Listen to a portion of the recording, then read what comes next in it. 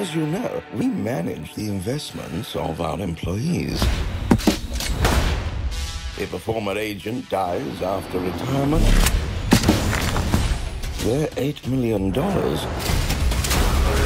goes back to the company. This is a bad idea. Bang.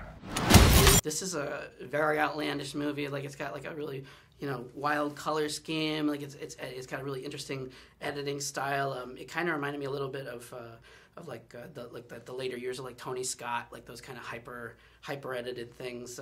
Like, what were some of the inspirations for this style and tone of the movie? Well, the graphic novel itself was an inspiration for character and for giving us a little bit of like flexibility when it came to like pushing stuff far and taking stuff far. I'm a big fan of Tony, by the way.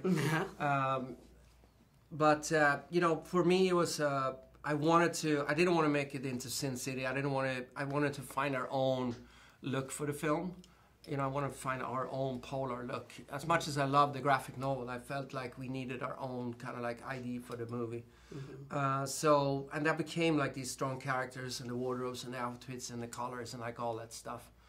And editing and music too is big in my life, you know, so that was a big part of it too. And in terms of the graphic novel's impact on your portrayal of the guy, like how much of it was looking at the visual representation, and then how much of it was just going off your own instinct? It came pretty much everything from the graphic novel. That we had to find that fine balance of, you know, having a character that wouldn't stand out in that little city he ends up in. So he's very iconic in the graphic novel, and we try to save that for a little later. But still, hopefully he's iconic in his own way. It's a tricky thing, right? The graphic novel has characters that are 10 times the size of some other characters. And to put that to life in a film, as you said, we need music, we need colors, we need strong characters, right? The aged hitman doing one last job. I mean, this is a very like popular trope, and you know, going back to like the noir era.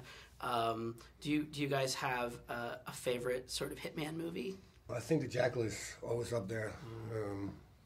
Something about it, this lone rider, and he doesn't really care about right or wrong. He's just doing his job, right? And he's just like an almost invisible little person.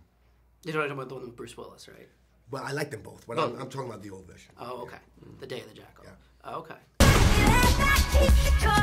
Did you happen to see anything peculiar the past couple days?